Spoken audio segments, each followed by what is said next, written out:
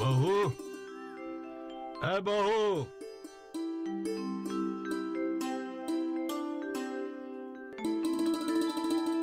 आ गए आप? हाँ।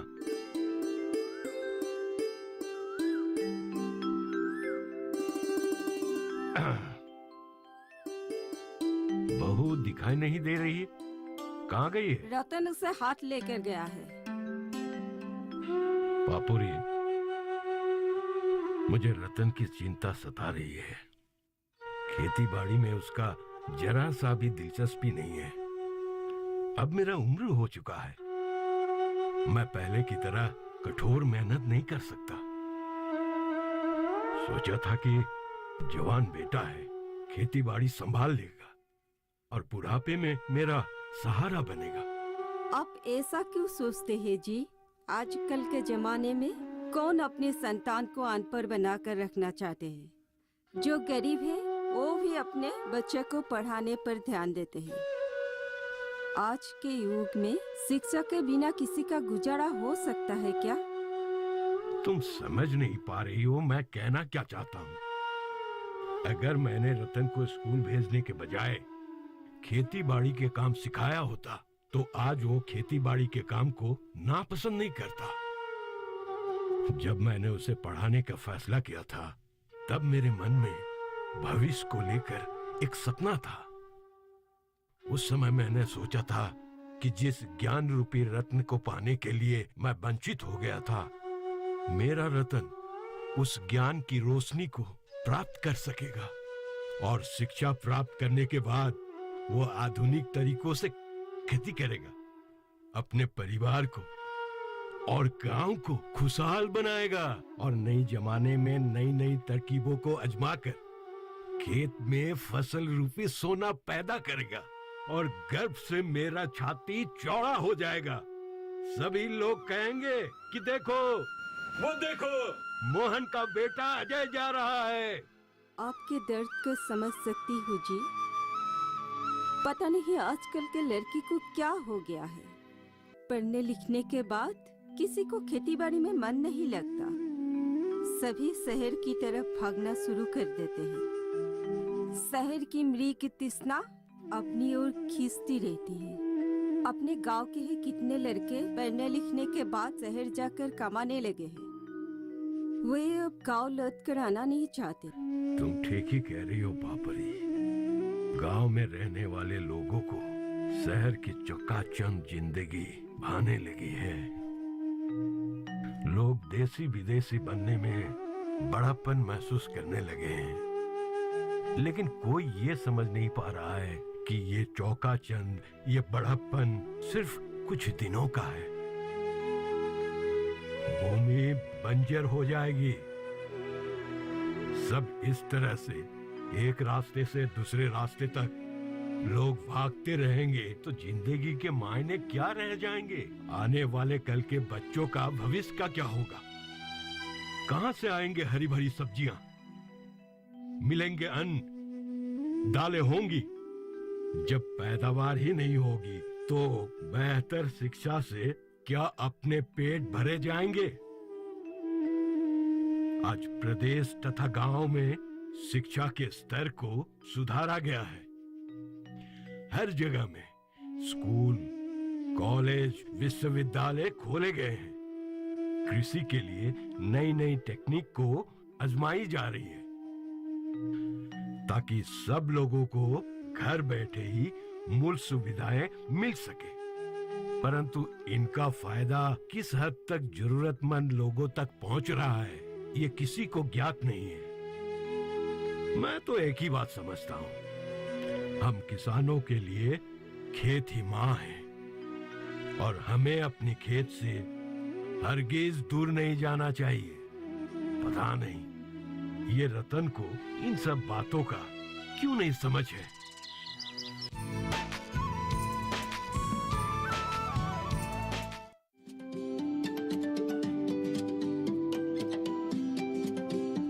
बात अच्छी सेहत की हो, किसी तरीके की लापरवाही नहीं करो, किसी तरीके का समझौता ना करो। ना बरतें लापरवाही, लक्षणों को पहचानें और लें डॉक्टर की सलाह।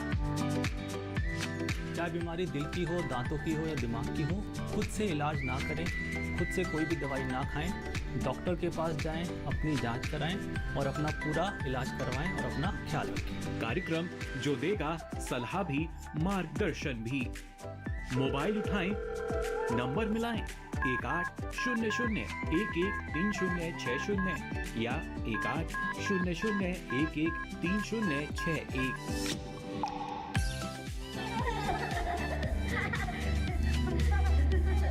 आपके अपने फोन इन कार्यक्रम स्वस्थ किसान में हर शनिवार शाम 6 से 7 बजे सिर्फ डीडी किसान पर।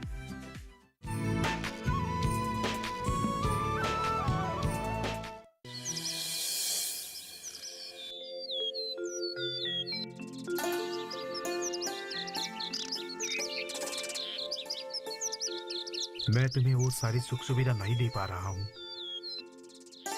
हमारी शादी के 3 महीने हो चुके हैं, लेकिन इतने दिनों में मैं तुम्हारे लिए कोई नए गहने भी नहीं खरीद पाया हूँ। ये आप कैसे बातें कर रहे हैं? मुझे आपसे कोई शिकायत नहीं है। लेकिन तुम्हारे पति होने के नाते तुम्हारा ख्याल रखना भी तो मेरा कर्तव्य है। मैंने कहा ना, मैं आपके संग दुख सुख में हर हाल में सुखी रह सकती हूँ। मैंने कपड़ों या कीमती गहनों के लिए आपसे शादी नहीं की है। मैं खुद एक साधारण किसान की बेटी हूँ और मैंने अपनी सहमति से आपसे शादी की है। पता है क्यों? क्योंकि आप मुझे पसंद हो। जानती हो रूपा, मैं वो दुनिया की सारी सुख तुम्हारे दामन पे लाके रखना चाहता हूँ, लेकिन उसके लिए मुझे शहर जाकर नौकरी करनी होगी, पैसे कमाना होगा।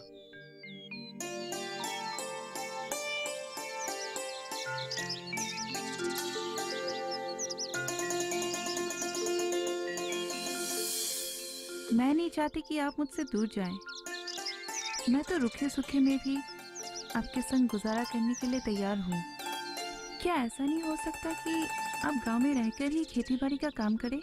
आधुनिक तरीके से फसल पैदा कर सकते हैं। देखिए, इस तरह आप गांव के नौजवानों को राह भी दिखा सकते हैं और गांव में खुशहाली भी ला सकते हैं। रूपा, मैं इसके बारे में बहुत सोचा। मुझे खेती बाड़ी में कोई भविष्य नजर नहीं आता। मैं पिताजी को देखता हूँ, वो इतने मेहनत करने के बाद भी उन्हें परिवार चलाने में दिक्कत हो रही है। खेती अब घाटे का सौदा बन चुकी है। ये ठीक है कि पुराने तरीकों के चलते खेती में उतना लाभ नहीं हो रहा, मगर आप पढ़े लिखे हैं। आप पुराने तरीकों की जगह नए तरीके आजमा सकते हैं। घाटे की खेती को मुनाफा पे बना सकते हैं। मुझे नहीं लगता कि ऐसा कर पाना मुमकिन है, और तुम समझने की कोशिश करो रूपा। गांव में आपको ये भविष्य नहीं रह गया है। मुझे जो शिक्षा मिला है उसका सिर्फ और सिर्फ उपयोग शहर में ही हो सकता है। वहाँ पे रोजगार का अवसर मिलता है और योग्यता के खातिर तरक्की करने के मौके भी मिलते हैं। अगर शिक्षा प्राप्त करने के बाद सारे युवा शहर की तरफ पलायन करते रहेंगे तो गांव का क्या होगा? देखो रूपा, मौसम में हो रहे अनियमित परिवर्तन ने किसानों की जिंदगी कत्तर में पहुंचा दिया है। उन्हें कुछ समझ में नहीं आ रहा है वो किस तरह से खेतों को सुचारू ढंग से चलाए और मुनाफा करे। इस अनियमित परिवर्तन के कारण किसानों की जिंदगी में कई सारे समस्याएं पैदा हुई है, जैसे फसल की कटाई में देरी, पैदावार बढ़ाने के लिए अधिक रासायनिक उर्वरक का प्रयोग, कृषि का अधिक खौसला होना। अब कृषि बस एक घाटे का सौदा बनकर रह गया है। पहले खेतों में खर्च 9 के बराबर होते थे, अब तो रासायनिक उर्वरक की जैसी और मची हुई है। इसी कारण खेतों की खर्च आजकल बहुत बढ़ गया है। कुछ वर्ष पहले खेतों में अधिक संख्यक पेड़ पौधे होते थे, जिसके कारण आदमी को गर्मी का एहसास नहीं होता था और कामों में मन भी लगा रहता था। लेकिन अब लोगों ने अपने निजी स्वार्थ के लिए पेड़ पौधे को काट दिया है। साफ है कि मौसम की परिवर्तन ने किसानों के जीवन को झकझोर दिया है, उन्हें आर्थिक रूप से नुकसान भी पहुंचाई है। लेकिन मैं गांव में रहकर ऐसी बदहाली जिंदगी नहीं गुजार सकता हूं।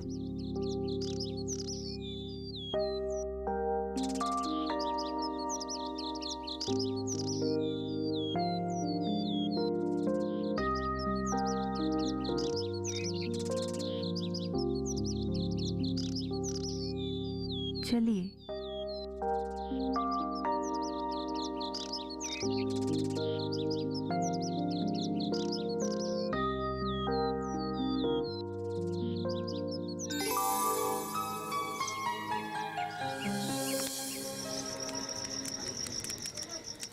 तुम रतन को समझाती क्यों नहीं? वो अपने पिता के साथ खेतीबाड़ी के काम में हाथ बटाए, घर की जिम्मेदारी उठाए। माँ जी, वो शहर जाने की बात कर रहे हैं। शहर में उनका कोई दोस्त है जो उनके लिए नौकरी ढूंढ रहा है। जैसे ही उन्हें नौकरी मिल जाएगी वो शहर चले जाएंगे। फिर हम लोगों का क्या होगा? वो कहते हैं कि शहर में रहने का इंतजाम हो जाएगा तो हम सबको अपने साथ ले जाएंगे। ये कैसी बात हुई?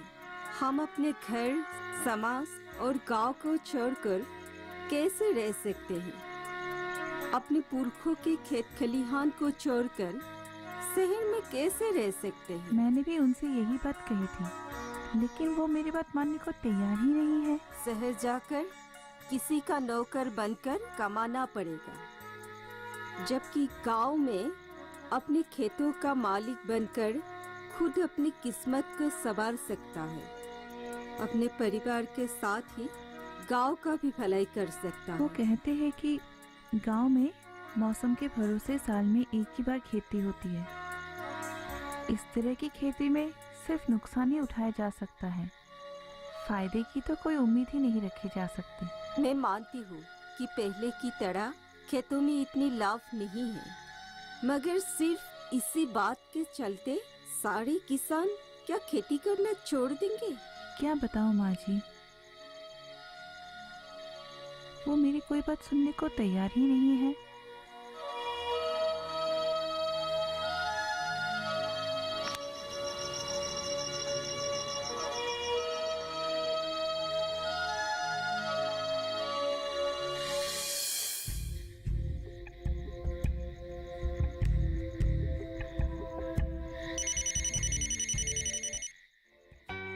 हेलो अनुपम।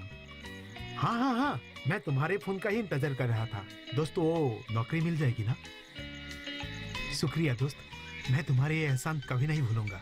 देखो ना, बीए की डिग्री लेकर घर में यूं ही बैठा हुआ हूँ, कुछ अच्छा नहीं लग रहा है। दरअसल मैं किसी के ऊपर बोझ बनना नहीं चाहता। हाँ हाँ, मैं मेरी मेहनत और प्रतिभा सही जगह पर इस्तेमाल करना चाहता हूँ। मुझे एक बार नौकरी मिल जाए ना, तो मैं किसी को भी शिकायत का मौका नहीं दूंगा। अरे दोस्त, तुम जब बुलाओ तब मैं गांव से रवाना हो जाऊंगा। शुक्रिया दोस्त।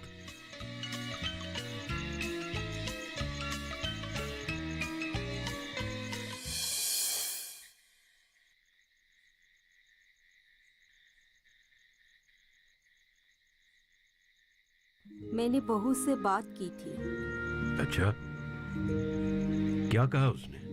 और रतन को समझाकर थक चुकी है। रतन के सर पर शहर का भूत सवार है। मैं जानता हूँ पापोरी, आजकल के सभी लड़के शहर के चौकाचौंध के पीछे भाग रहे हैं। रतन के कई दोस्त पहले ही शहर जा चुके हैं। संगत का असर तो होगा ही। जबान बेटा है जी, हम उस पर दबाव तो नहीं डाल सकते। अगर ज्यादा दबाव डालेंगे तो नाराज होकर चला जाएगा। मैं समझता हूँ पापुरी, रतन हमारा इकलौता बेटा है, वही हमारे बुढ़ापे के सहारा है। बहुत उम्मीदों के साथ हमने उसे पाला पोसा है। अगर वो शहर जाना ही चाहता है तो हम उसके राह में बाधा नहीं बनेंगे। जीवन के अनुभव से ही उसे सही और गलत का फर्क समझ में आएगा।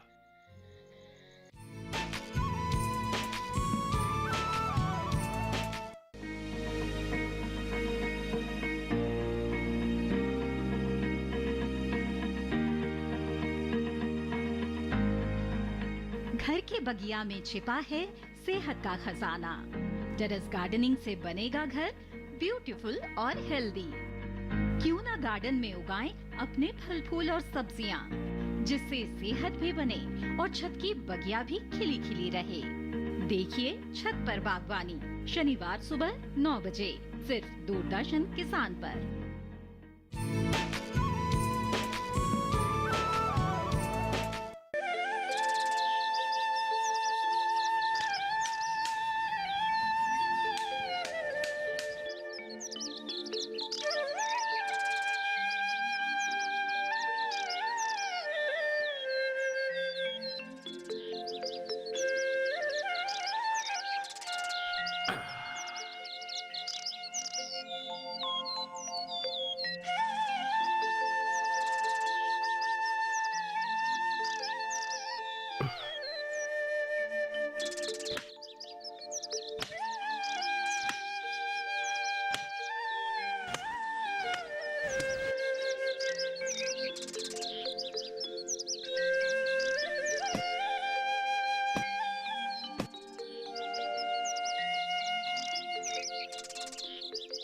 पिताजी,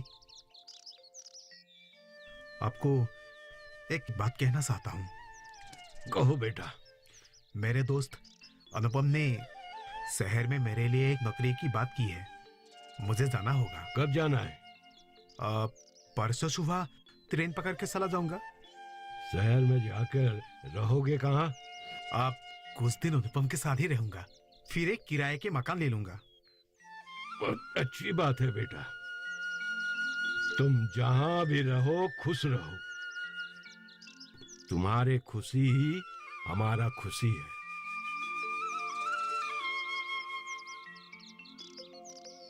मैं जानता हूं पिताजी, मेरे ये शहर जाने के फैसले से आप खुश नहीं हैं। अब तुम छोटे बच्चे नहीं हो, सही गलत का फैसला तुम कर सकते हो। अपने पूर्वजों के गांव, परिवार, समाज के लिए तुम्हारे मन में कोई आकर्षण नहीं है। शहर की चौकाचंद भरी जिंदगी ने तुम्हें आकर्षित करने लगी है। ऐसी बात नहीं है पिताजी, गांव से मुझे कोई नफरत नहीं है। सवाल जीविका का है। सिर्फ और सिर्फ खेत से हमारी जीविका नहीं चल सकती। खेतों अब घाटे का काम बन चुकी है, और ये बात तो आप भी अच्छी तरह जानते हैं।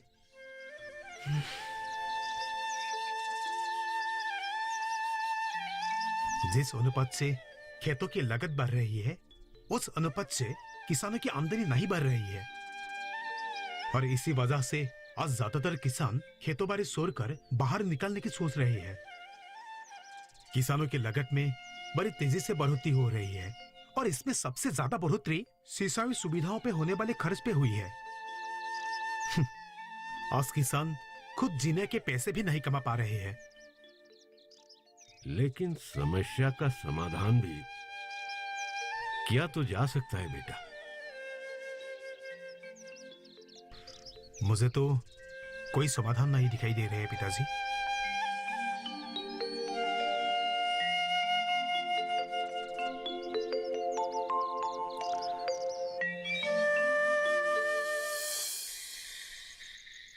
मुझे बहुत चिंता हो रही है। पहली बार रतन घर से दूर बाहर रहने जा रहा है। किस तरह वो रह पाएगा? तुम उसे माना क्यों नहीं करती बहू? आप उनकी चिंता क्यों करती है माँ जी? वो पढ़े लिखे हैं, समझदार हैं, अपना ख्याल खुद रख सकते हैं। माँ हूँ ना, माँ की दिल मान ही नहीं रहा है बहू। जाने दीजिए माँ जी, जाएंगे तो शहर और गांव का फर्क समझ में आएगा। अपने और पराई का फर्क समझेंगे, घर और परदेश का फर्क समझ में आएगा।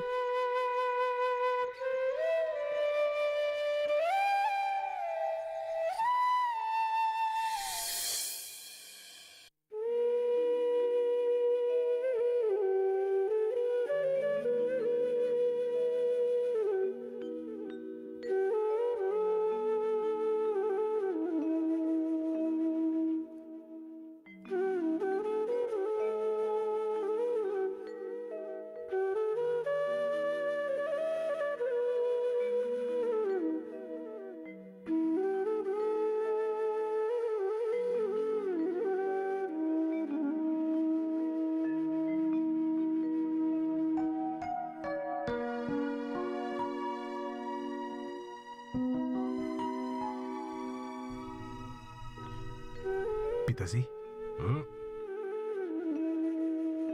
भगवान तेरा भला करे।